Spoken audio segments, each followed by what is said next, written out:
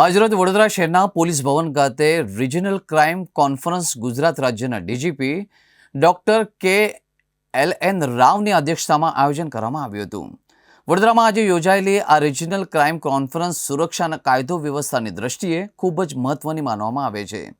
ગુજરાત રાજ્યના ડીજીપીની અધ્યક્ષતામાં મળેલી આ બેઠકમાં વડોદરા શહેર અને આસપાસના જિલ્લાઓના ઉચ્ચ પોલીસ અધિકારીઓ સહભાગી થયા હતા.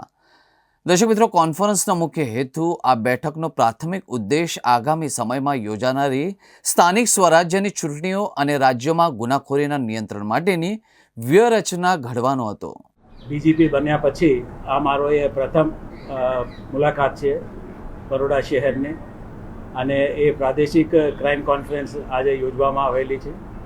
જે રીતે સીપી સાહેબે કીધું છે કે બરોડા શહેર, બરોડા રેન્જ અને ગોધરા રેન્જ અને એના જિલ્લાના જે જિલ્લા પોલીસ અધિક્ષક અને પોલીસ વિભાગ સાથે સંકળાયેલા આર્મ્ડ યુનિટના કમાન્ડન્ટ્સ, ડીઆઈજી, જેલ વિભાગ અને રેલવે વિભાગ, એ તમામ અધિકારીઓને અહીંયા ઉપસ્થિત કરવામાં આવેલું છે.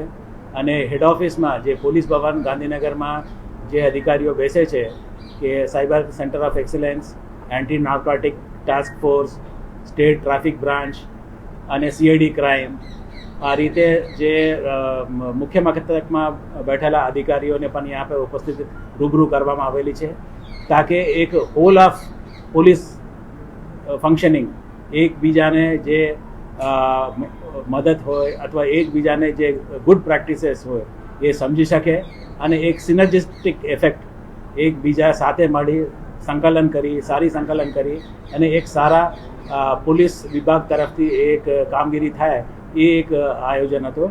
અને 3 કલાક 3.5 કલાકની ચર્ચામાં ખૂબ જ રસપ્રદ રહી હતી અને આમાં જે ગુડ પ્રેક્ટિસીસ હતો એ બધાને એકબીજાને આદાન પ્રદાન કરવામાં આવેલી છે.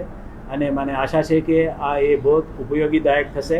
એકબીજાના મુશ્કેલીઓ, લિમિટેશન્સ ઓર એક્સપેરિમેન્ટ્સ ઓર જે સારી કામગીરી છે એકબીજાને સમજી શકાય અને આગળ વધી શકાય, એ દિશામાં આજે ચર્ચા થઈ છે. અને આવતા દિવસોમાં પણ બીજા સેન્ટર્સમાં પણ સુરત, રાજકોટ, અમદાવાદ, ગાંધીનગર, એ રીતે અમે પ્રાદેશિક ક્રાઇમ કોન્ફરન્સીસ યોજવામાં આવશે. સારી આઉટકમ છે કે દાખલા તરીકે સાયબર ક્રાઇમમાં જે 1930 આપણા હેલ્પલાઇન છે, એ અત્યારે આપણી પાસે 90 લાઇન્સ આપણી પાસે ઉપલબ્ધ છે. એને અમને વધારીને 180 જેટલા કરવાના છે. અને જે સાયબર ક્રાઇમના જે ભોગ બનતા હોય છે એ લોકોને અમે ઇન્વેસ્ટિગેટ કરી અને જે ગોલ્ડન અવરમાં જે ફરિયાદી પોલીસને જાણ કરશે એને લગભગ 35 થી 40% રકમ અમે ફ્રીઝ કરી શકાય, હોલ્ડ કરી શકાય. જ્યારે એ સમય મર્યાદામાં ગુના બન્યા 1 કલાકની અંદર અમને જાણ કરવામાં આવે પોલીસને, તો એના માટે અમે નગરજનોને, સિટીઝન્સને કાફી અવેરનેસ પ્રોગ્રામ્સ યોજવામાં આવી રહ્યા છે. એ જ રીતે જે નાર્કોટિક્સ કંટ્રોલમાં પણ એમને પબ્લિકને સાથે રાખીને અવેરનેસ લાવી અને એને પણ નિયંત્રણ કરવા માટે સરકાર પણ કટિબદ્ધ છે.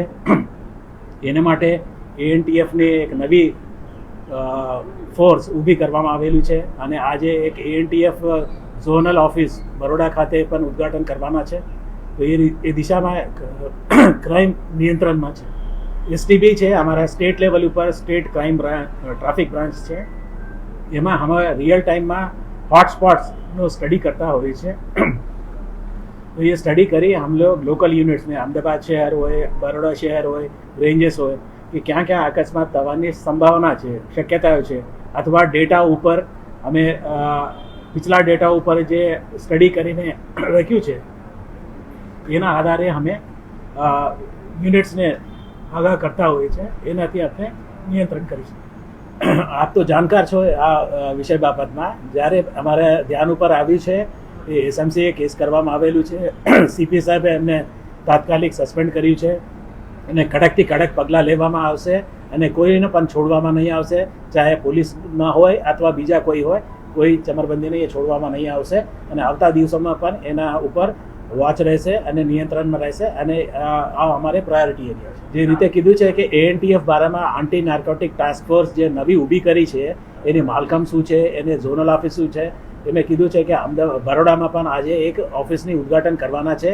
ત્યાં પણ અધિકારીઓ બેસશે અને એને મુખ્ય હેતુ એ જ રહેશે કે નાર્કોટિક્સ કંટ્રોલ કરવાની એ એમને જવાબદારી છે. સ્વાભાવિક છે કે અમારા જે ફોર્સ અમારા નિયંત્રણમાં છે એ લોકોને અવેરનેસ કરવામાં આવશે, એને જાણકારી આપવામાં આવશે અને જાણકારી અને અવેરનેસ ટ્રેનિંગ આપ્યા પછી પણ એવો કોઈ બનાવ બને અને ધ્યાન ઉપર આવે એમને પૂરી કડકાઈથી શિક્ષા કરવામાં આવશે.